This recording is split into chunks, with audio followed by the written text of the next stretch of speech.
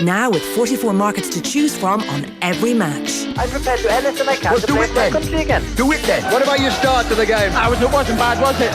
Why should an honest answer be a mistake? How can a modern day manager not have a mobile phone? Why should he? All right, you're welcome along to Thursday's football show. Stuey Byrne is in studio with us tonight. We are going to talk to Luke Edwards of The Telegraph in a little while about Newcastle United's rejuvenation, moving away of the Premier League relegation zone. We'll chat about some of the other stories of the day, including Claudio Ranieri's inevitable sacking by Fulham. But it is a big night, Stewie. Big night. You came in here, you announced it to the world. Well, me out in the office. Yeah, what a mistake. I'm going to make my musical debut on Off the Ball tonight. You've been writing and recording for the last how long? Writing for the last, well, you did say probably most of my adult life, but yeah, the last 18 months, and recording myself, so I should point that out, for the last 6-7 weeks. So everything we're about to hear in the next couple of minutes is written, recorded, sung by you. There's no other musicians, nobody else involved at all. Yeah, just me and a laptop and a mic and an instrument. You're nervous? I am very nervous. Why wouldn't I be nervous? Yeah. I'm not liking you at the moment. No, you can't, because you came in with you came in so confident about it, and you were I'm going to do this. I'm going to play this music. I'm going to put it out there. No. I didn't realise at the time actually that have your best mates heard this? Nobody. Only a handful of people have heard this. Yeah, no. That's great. Will we play it? So this song, tell us about this song. Because you're nervous, we're not going to get any good football chat out here. I think I'll actually play this, and it's done. So what's the song called? Superstar. Who is the song inspired by, Stuart? It is inspired by Wes Hoolahan, obviously, but it's a song about those sort of sports stars that have achieved something sort of outstanding and incredible in their career, and have sort of gone above and beyond, and have inspired sort of the community around them. Even though the community around them, it didn't make it easy for them. It's a difficulty, but they overcame that. I think Kelly Harrington is another one that would have come into my head. So. All right, let's hear it. Stuey Byrne, Superstar.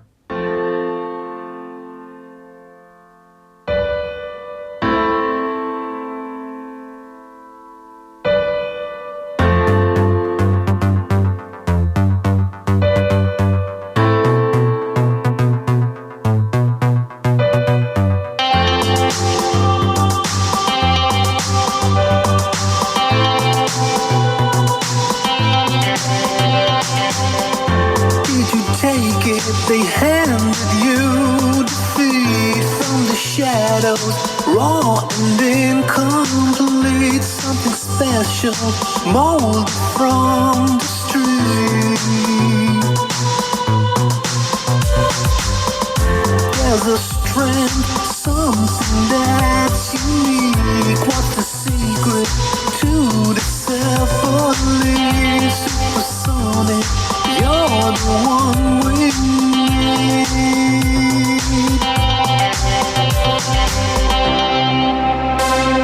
Hear the crowd, feel the rush, drumming to your beating pulse.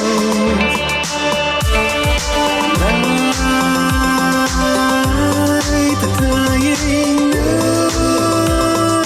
anything that you do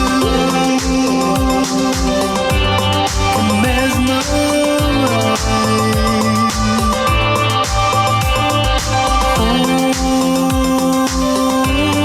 Cause what you want, showing that you're the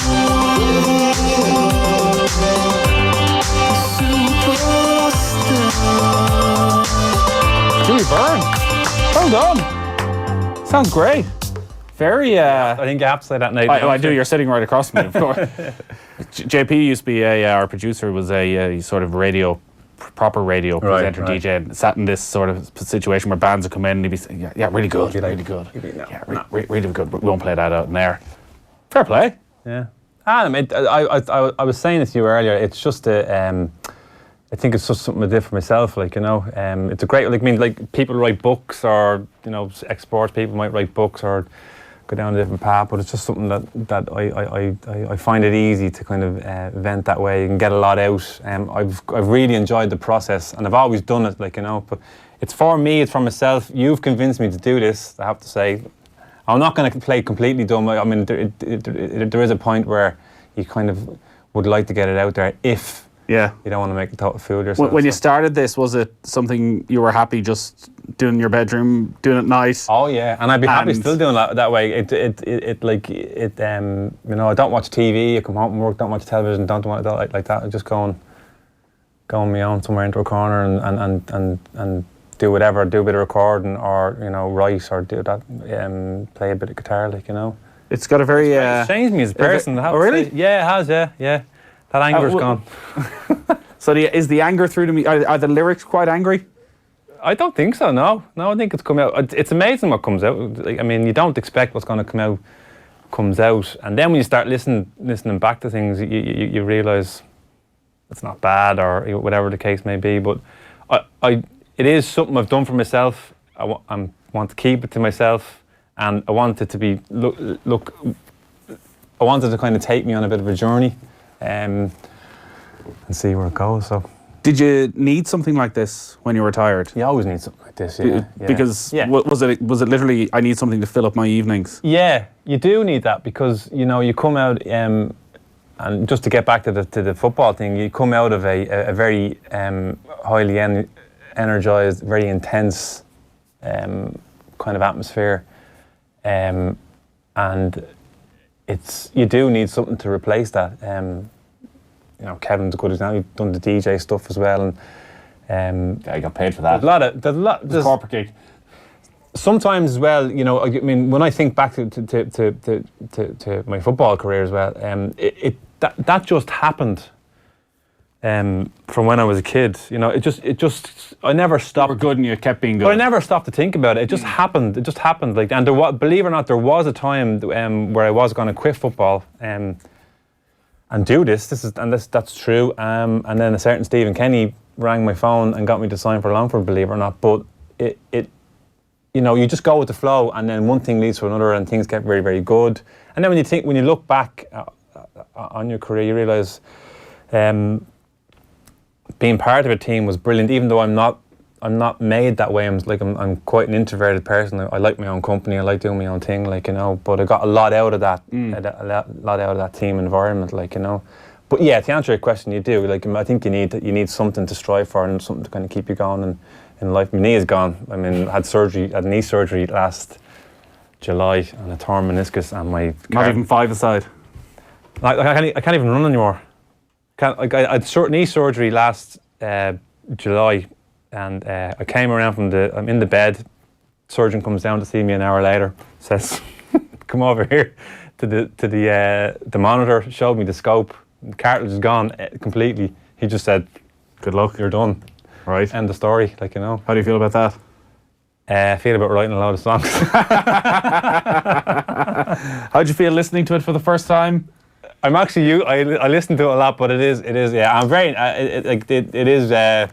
it's strange listening to it, like, in this situation, you know. Have you told Wes that you wrote a love song about him? No.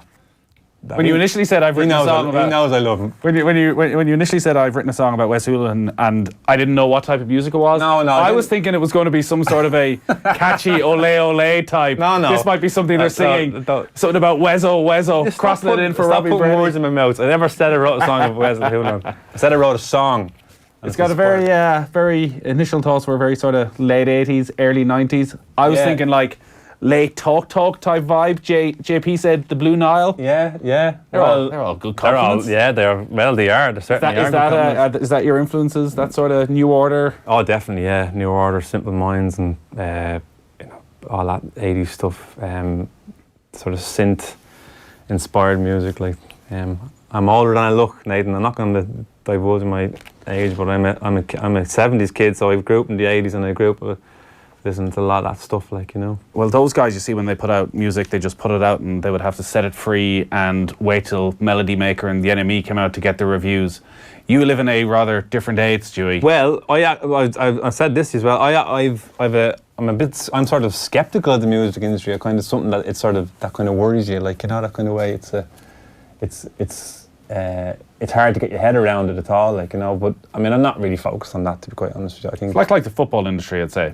Basically, everyone's out to screw you for a bit of money. Well, the football industry is getting worse, isn't it? Yeah. God. The reviews are in. Will I go through a few of them? No, I don't hear any reviews. No. It's all good. Where do we find this music, Stewie, from Leo? Where did they find the music?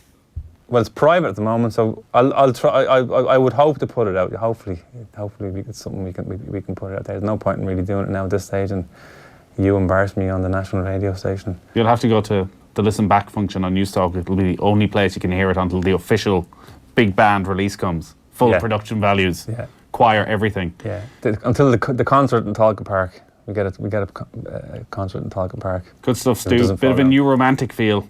Great nod to you in the Shells promo too. Be good to see you in Talca tomorrow from Rob. Yeah, no, looking forward to this year, I have to say, with Shells. There's a bit of a... Come back to that. Go on. This is a proper compliment. That's actually decent. Decent? E.T.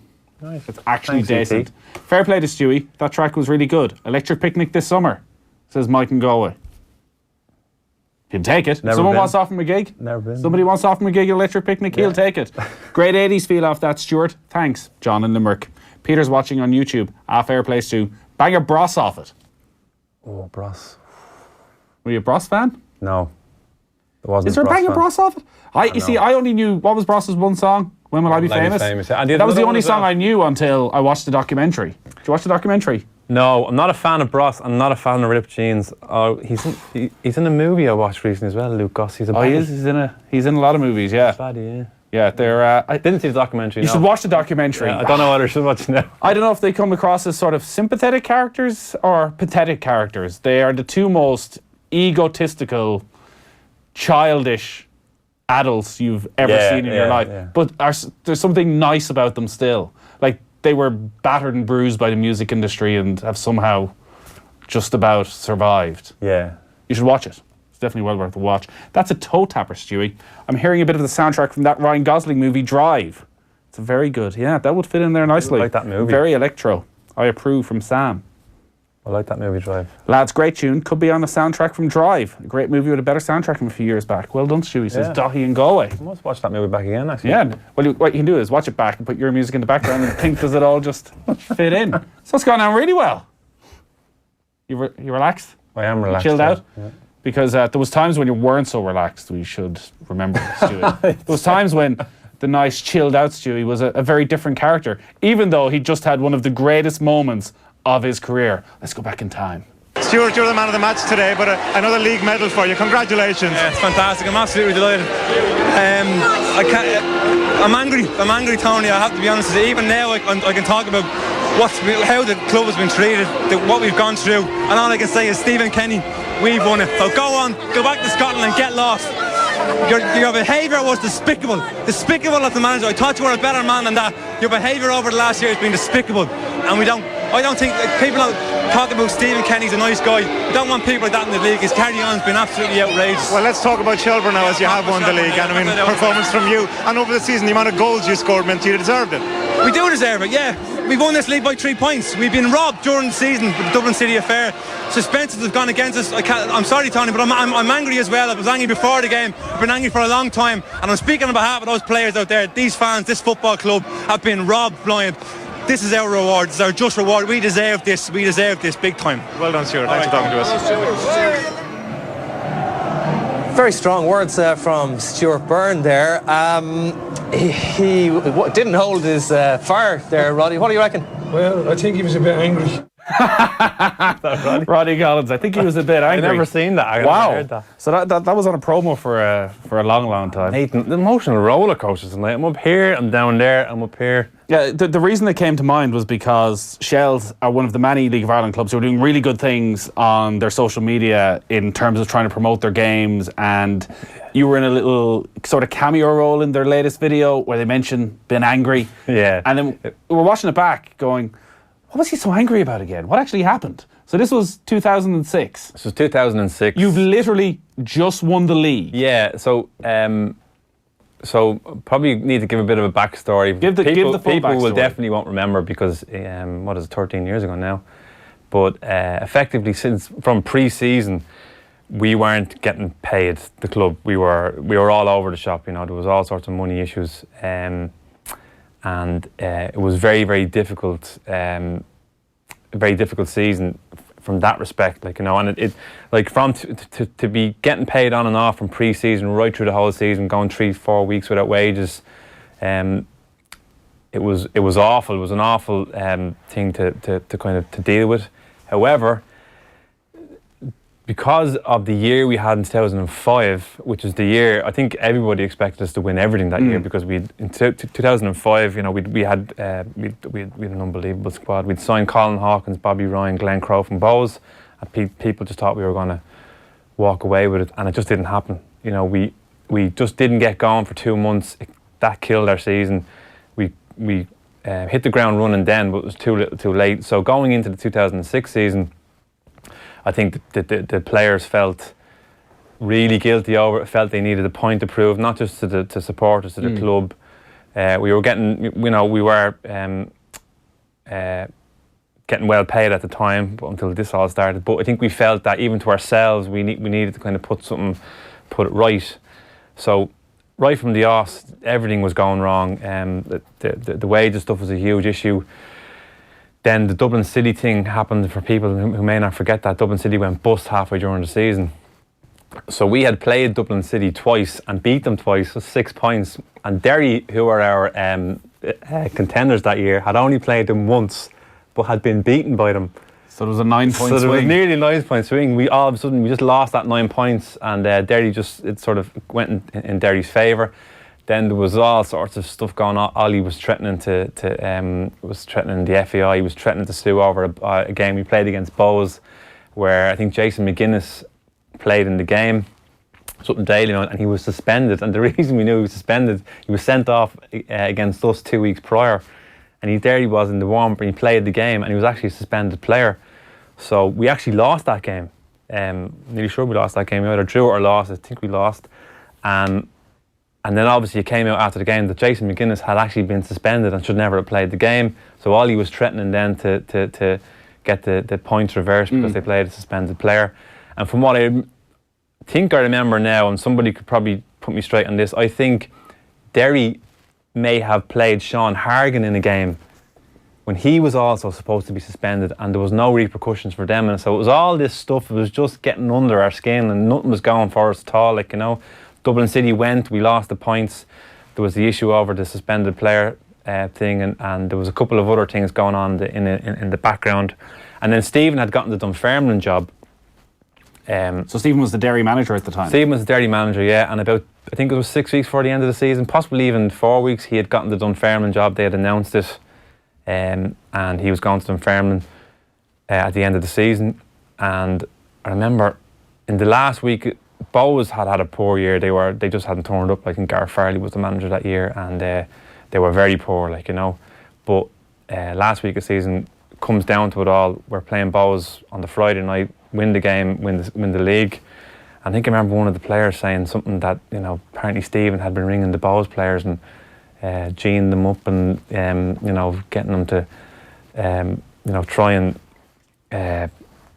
and win the game and all this stuff, and I absolutely lost the plot. I was on the Wednesday. So you'd heard this? I'd heard this 2 days before the game, and I just lost the plot over it. Yeah. So basically, Stephen Kenny was getting onto them, saying, "Lads, your season's over, yeah, but go on." Yeah. Can you do it? Make it out of shells. Like, come on. Yeah. So, take the pride. Well, that's what I heard. That's what I heard. That's what I heard in my head. Who did you hear that from? I won't say. Oh no! I'm wondering if maybe that never happened, but they knew it was a really good way of getting under your skin. It was one of our players who would have been very friendly. One of the players who got a phone call, but I won't embarrass them. So myself, knowing, like, Owen was captain, I was kind of vice captain. I remember I just lost it. I said to Owen, if you get a chance after the game, if we win it, only if you win it, if you get a chance to say something, you have a right pop, like, you know. So just forgot about it then, had to focus on the game, and the game went the way it did. I got man of the match, which meant I got interviewed, and I didn't think about anything. I heard the whistle go, I heard my name and call out man of the match. I heard the whistle go, and I genuinely just made a beeline for Tony O'Donoghue because I knew it was coming, and I just let it all out, like, you know. So even though you've just won the title, Yeah, now, yeah. I know you'd won it previously, but like that's your first thought, is a bit of revenge. I don't. Yeah. Was that in keeping with your character? Like, was No, that the way you no. played football? That was No. you always needed something to drive you on, or I was always self-driven, and there was never any problem with getting myself cheated. That's probably the strongest thing I had was mentally I'd be kind of quite strong like that. But this just hit a nerve. I don't know why. I genuinely don't know why. And I played under Stephen, and he was a fantastic manager for me. He was fantastic for my career.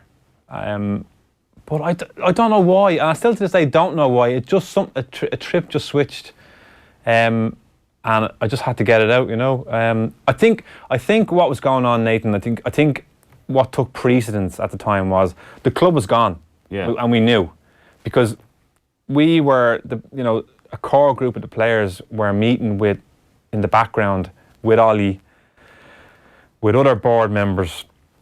And the manager, and it was gone. We knew it was gone, like, you know.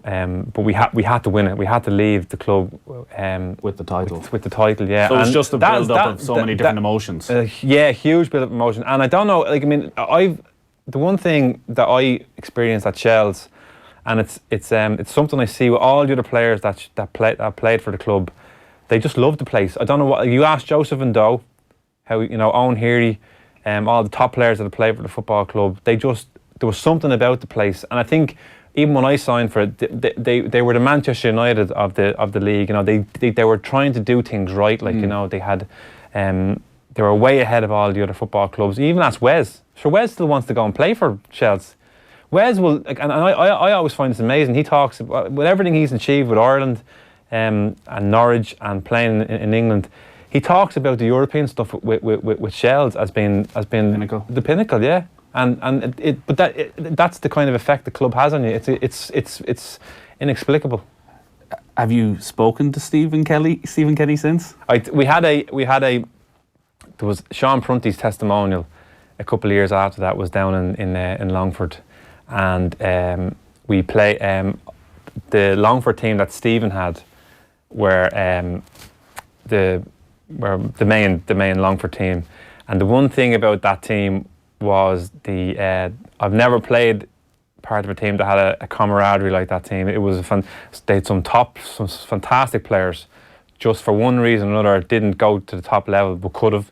Some of them did, but there was a brilliant camaraderie about it. I don't know what it was, but to be fair to them, they broke the ice. The minute I walked into the dressing room, they just absolutely caned me straight away, and like there was no hiding, you know. And I could see Stephen; he was laughing at it, and I had a little giggle as well. And I suppose you have to kind of set things aside and just get on with it, like, you know. And I might have said something. We got a couple of quiet words after it, but I mean, you know, that was it, like, you know.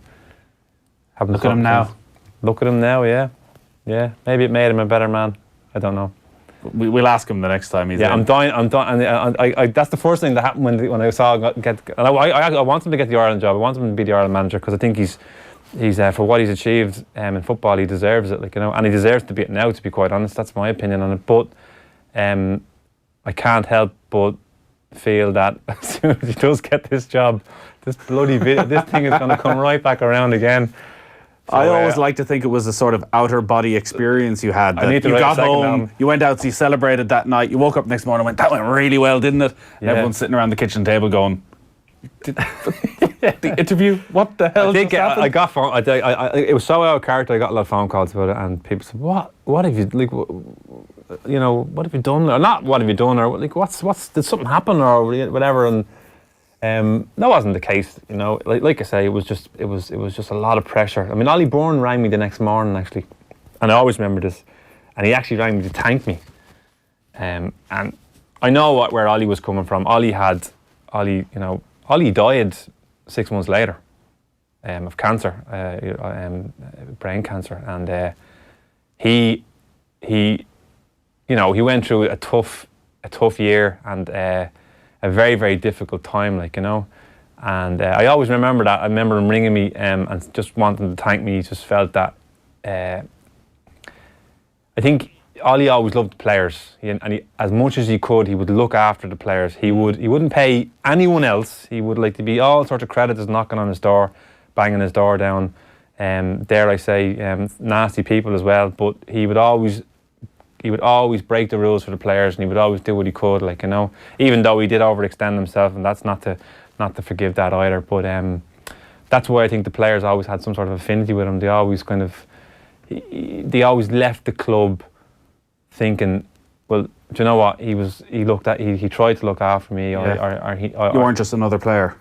No, and he would have done that with any player, he had a lot of respect for the players. So I think that's what everybody says about him, So that was nice. That's a nice memory to have of him now that he's passed on, So and I think the game misses somebody like him. I think he's missed because he was a clever guy, very, very clever guy. He's even though he hadn't got a law degree, he knew the law inside out, and he was a thorn in the FAI side, a huge thorn in the FAI side. We might talk a little bit about Shells now in a moment, but we need to take a quick break. Football on Off the Ball. Brought to you by the new and improved Boyle Sports Bet Builder. Now with 44 markets to choose from on every match. Lunchtime Live. Every Friday on Lunchtime Live, we give you full control for the full 2 hours. No matter where you are or what the topic, it's your show. Get in touch and have your say by emailing lunchtimelive@newstalk.com. Lunchtime Live. And unscripted. Thanks to VideoDoc. This and every Friday from midday. On News Talk. Electric power, reliable and SUV styling. No wonder the Mitsubishi Outlander PHEV is Ireland's most popular plug-in hybrid.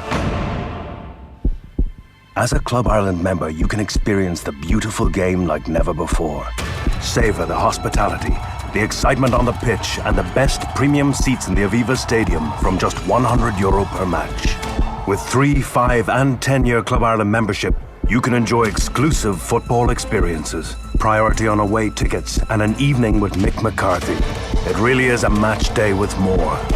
Visit fai.ie/Club Ireland and be at the heart of it all. Retailers, don't miss out on one of the most important events of your year. Retail Excellence Retail Retreat and Expo, City West Convention Centre, May 21st and 22nd. Retail is changing from digital disruption to Brexit.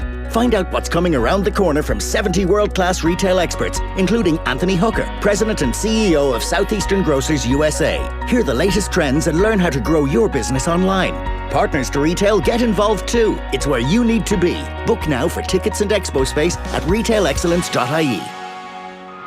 Mattresses-delivered.ie. Nationwide delivery within 48 hours for free. That's mattresses-delivered.ie. Lowest prices guaranteed. Don't forget the hyphen. T's and C's apply. So they said, Deirdre, we want you to be the voice of appliances delivered. I'll want a few juicy perks, says I. I'll want the fastest delivery and hassle-free installation on everything I buy, and I want the very best prices. And you can take away all my old appliances and all the annoying cardboard as well. You're on, they said. Tough negotiator, aren't I? Deirdre, they do that for everyone. Shut the fridge door. Okay, then I want that fridge to be full of champagne, and I want the washing machine filled with very expensive lingerie and a massive telly. Shop the full range and see how much you can save at appliancesdelivered.ie. Okay, so you're off to Dublin, maybe for an Aviva Stadium event, a concert or a show at the 3 Arena, RDS or Bord Gosh. You'll be needing a great place to stay, a place that's close to the entertainment and just minutes from Dublin city centre. A place with beautiful modern rooms, great bar and restaurant. A place you can book online and get the guaranteed best rates and offers direct. Well, thank goodness there's the Sandymount Hotel. Visit sandymounthotel.ie for details and bookings. More affordable and cleaner than a diesel. No wonder the Mitsubishi Outlander PHEV is Ireland's most popular plug-in hybrid. Off the Ball. This is News Talk. All right, you're very welcome back. Stuey Byrne is in studio alongside me for the football show this evening. We are going to talk League of Ireland, and we're also going to chat about Fulham sacking Claudio Ranieri as well. You were just making the point, though, when we're looking back to that video, that like the characters that were in the League of Ireland back then, like a lot of big personalities. Yeah, I look back at that year as that kind of, to me, it was sort of this golden era of football, because we'd gone full time. You know, the turn of the noughties. You know, we got the Euro. We went full time, and a lot of clubs went full time. It wasn't just ourselves. I think Shells might have sort of got a run on a few of the other clubs, but you know, Bows followed suit. Cork, Derry, but you had, you know, you had Pat Dolan at Pats. You had Roddy at Bows or Rovers as well at the same time.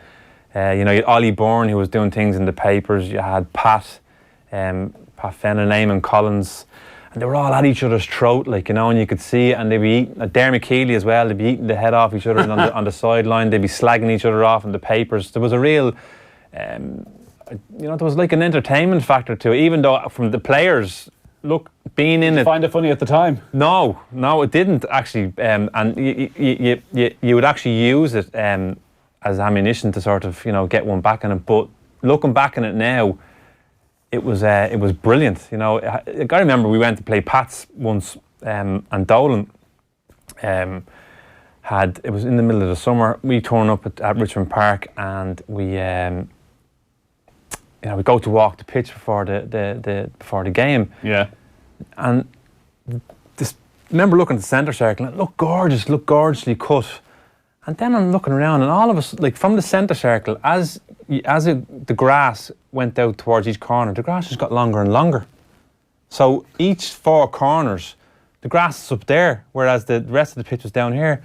You go, what's going on here, like, you know? And then, of course, the game starts. We play Pats, and all of a sudden, corner, boom, boom, boom, balls just being banged into the corner for Jerry McCarthy, like, you know. And it just drove us up the wall. But that was him. That was only one of the few things, like, you know. And Dolan would be right. Pat obviously had a column. Roddy had a column. Dermot had a column. They're all just constantly caning each other every week in the papers on the Friday. You know what I mean? The papers come out Friday morning, and all people wanted to do was just open up and just say. And would they then go into the dressing room that night with the other two's columns? The paper would be up on the wall, like, and you go, look what he's saying, and you know, and it was like I say, it was ammunition, but it was brilliant. But and they'd be the same in interviews. You know, I mean, there was none of this drab crap that you hear now. You know, there'd be proper interviews, and it's just a shame that you don't have those characters, and that time now isn't. That time then isn't now, because there's great exposure around the league. There is. I mean, the league has never been broadcast as better as it has now, because there's so much media types out there. Like, you know, you've got instant goals now. Like, you know, I mean, I'm getting footage of the goals from Daily Mail the other night almost instantly, because they've lifted that. They've lifted that. Yeah, they don't have to wait until it's shown on the highlight show. But this is brilliant, like, you know, it's fantastic. But it's just a shame. I look back on that time now with a lot of fondness, I have to say. Like, that's, I guess, unfortunately, it's just a reflection of sport in general right now, that people aren't as publicly interesting. Because you look at the rivalry that's been there between Dundalk and Cork City over the last 2 or 3 years. Like, they don't like each other. No, they probably don't like each other. No, they don't. But neither John Caulfield or Stephen Kenny was ever going to come out and properly slate the other one. There's little sly little bits here and there. Stephen knows how to dig without sort of fully punching, if you know what I mean. little rabbit punches. He knows how to do that quite well. Whereas, John wouldn't. It just doesn't seem to do it either. Like, you know, and it's a shame, because I think that's missing from the game. There's a lot of things missing from the game. There's no doubt about it. The quality's there. The product is there on the pitch. It's just, unfortunately, people are very much focused on any negative, anything that goes wrong. It's like, oh, here we go again. They jump all over it, like, you know. But the potential that is there is incredible. But it's a losing battle we're fighting at the moment. You know, you look at how rugby and how Gaelic where they've come from and where they are now, especially rugby. I mean, rugby 25 years ago, the turnaround that it's had is incredible. We might talk about maybe what Niall Quinn is proposing and some of the different issues in just a moment, but all this week we have teamed up with Coca-Cola, the official soft drink partner of the Premier League. They're celebrating their Be the 12th campaign by rewarding supporters with giveaways this season, including match tickets and branded merchandise. Keep an eye out for special Coca-Cola packs for the promotion. All of this week we're giving you the chance to win tickets to the Premier League match of your choice next season. Terms and conditions do apply. All you have to do is identify tonight's mystery voice, who's got his fingers crossed that the new series of Derry Girls lives up to the hype. Well, naturally you hope so. Text your name and answer to 53106 for 30 cents and we'll announce a winner later on in the show. It is all with thanks to Coca-Cola's Be the 12th campaign. Listeners, by the way, you should definitely check out Owen Brennan's radio documentary Ollie's Raids, which is all about Ollie Byrne. It's available on the documentary on News Talk series. You can listen to it now. Just check out newstalk.com. It's really good stuff from Owen Brennan from I think probably about 18 months ago at this stage. Stu, don't give up in the new rehab. Knee heals very slowly, but rehab and diet will get you there. Not quick though. Been there. Okay. Pete. Yeah, I need a bit of a confidence booster. Yeah, it's getting me down. You're down. Big time. The songs are getting a little bit sadder by the night, are they? I won't be jumping around on stage anytime soon, anyway. Was it I'm just thinking of when we're talking about managers having a pop at each other. Remember there was that sort of marketing report by this guy, Jonathan Gabay, who they brought in from, the FAI brought in this guy from London to advise them on the promotion of the league. But I don't know who he was talking to. He came up with the maddest stuff ever. But basically, I think one of his plans was that you should contrive rows between the two managers. Like, you need to provide a talking point. It was the Conroy report that came out quite recently, but that might have been something you were talking about one before that. The Conroy report was obviously, probably the most recent one. I think it was 3 years ago. But that was very much around, just the infrastructure and funding and things like that. But I've often heard it being said that they should get Pat Dolan in to market the league, but that guy just has, he just knows how to switch things on and off. He's a very good promoter that way. But unfortunately, Shane Long never did sign for Liverpool or Arsenal in the end. Well, I'm sure Pat did everything in his power to try and do that. But I think he's done well, hasn't he? Pat, Kevin as well. Kevin Doyle, yeah. Shane's had a couple of very good moves. So he doesn't need the gig, is what you're saying. He doesn't need the gig. No, he's driving a nice car, Pat. Yeah, well, he was doing co-commentary on News Talk recently, so he doesn't get much better than that. He doesn't. No, but he's always been like that. He markets things very well. And I did a great job at Pat's. He was like he was a manager and a promoter at the same time. And to be fair to him, he had Pat's rocking at the time. I remember playing games against Pat's to be 4,500 at it.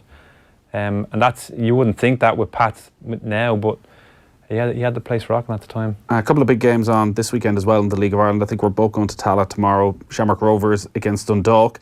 With the starts to the season both of them have made, it's a strange season in the League of Ireland because we're only, it feels like a couple of weeks in, and they're on their fourth games already. And Rovers, I think, are playing again on Monday night. Yeah, but you've got Friday, Monday. It's pretty relentless. And the defeat to Bowes, suddenly you feel like if Rovers at home against Dundalk, they need to get something from this game. Yeah, I personally feel this year Rovers can do something. I do, genuinely do. I think there's a lot gone on at the club in the last 3 or 4 years.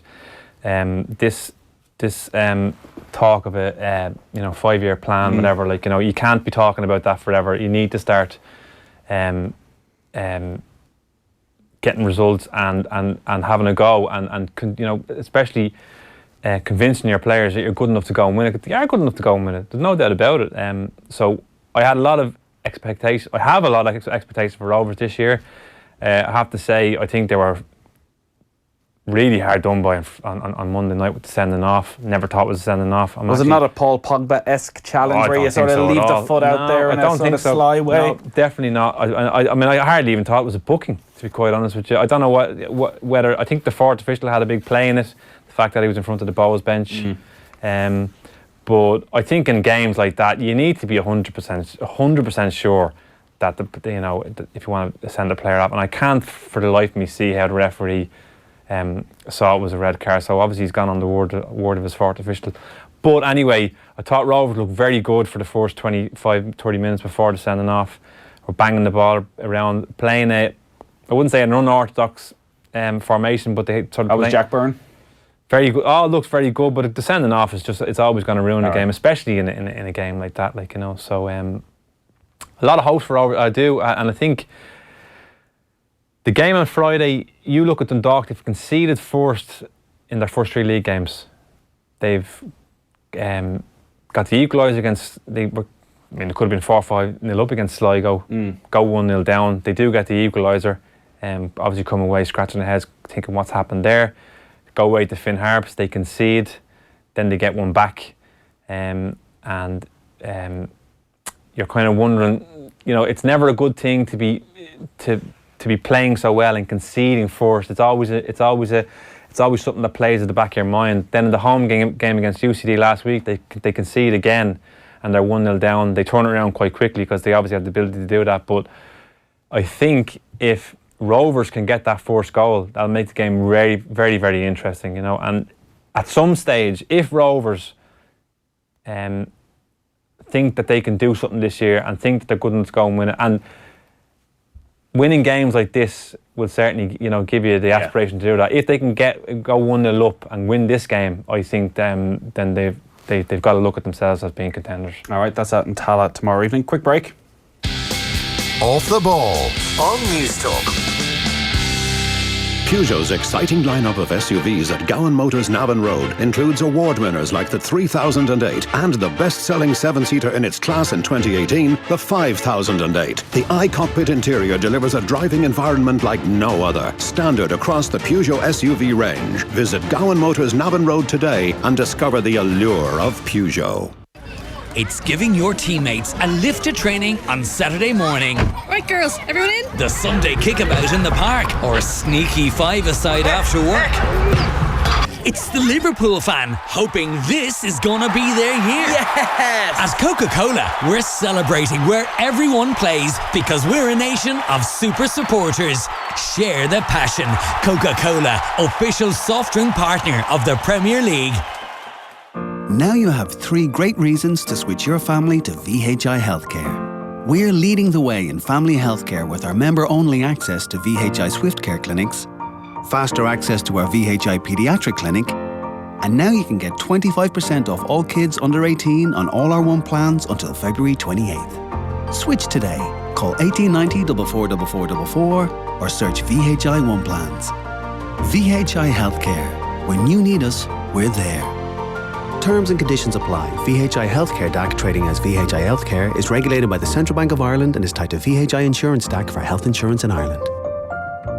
The excitement builds. A new era begins as the Republic of Ireland take on Georgia in a crucial UEFA European qualifier, Tuesday, March 26th at the Aviva Stadium. Come show your support for Mick McCarthy's first home game back in charge, as the boys in green look to qualify for Euro 2020. The Republic of Ireland versus Georgia, March 26th, Aviva Stadium, kick-off 7:45pm. Get your tickets now from just €35 at ticketmaster.ie. Booking fee applies.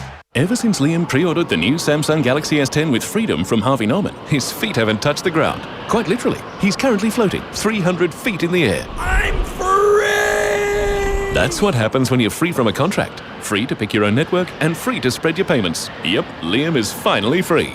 Pre-order the new Samsung Galaxy S10 with freedom from Harvey Norman and claim a pair of wireless Galaxy Buds. T's and C's apply. See in store or online for details. Go, Harvey, go! Pancake Tuesdays with Big Fun. Pancake Tuesday, Stella. This day will be a yummy one. 'Cause pancakes love Nutella. Pancake Tuesday is nearly here. Gather friends and family to enjoy some delicious pancakes on Tuesday, the 5th of March. And don't forget, pancakes love Nutella. Off the Ball. This is News Talk. We've got the Merseyside Derby coming up on Sunday's Off the Ball. Myself and Kev will be at that. We'll preview that on tomorrow night's show. We will also have Fulham against Spurs with Kenny Cunningham and Stephen Doyle. Earlier we asked you to identify our mystery voice. Well, naturally you hope so. a funny dairy man himself. It was, of course, Martin O'Neill, and congratulations to Paul McKeown, who's won tickets to the Premier League match of his choice. Terms and conditions do apply. If you missed out tonight, we'll give you another chance to win tomorrow night. It's all with thanks to Coca-Cola's Be the 12th campaign. OTBAM live again tomorrow morning at 7:45 on all our social channels. We're back tomorrow night as well. Phil Thompson and Alan Quinlan on the show tomorrow morning. We're back at 7. We'll have Joseph O'Brien on Friday Night Racing. Well, we're tuning in for that with Ger and Johnny Ward, and myself and Kev will be previewing the Merseyside Derby. Yeah, you can take it or leave that, I guess, but definitely tune in for Joseph O'Brien. Tom Dunn is up next, but playing us out tonight, our special guest in studio, Stuey Byrne with Walk the River.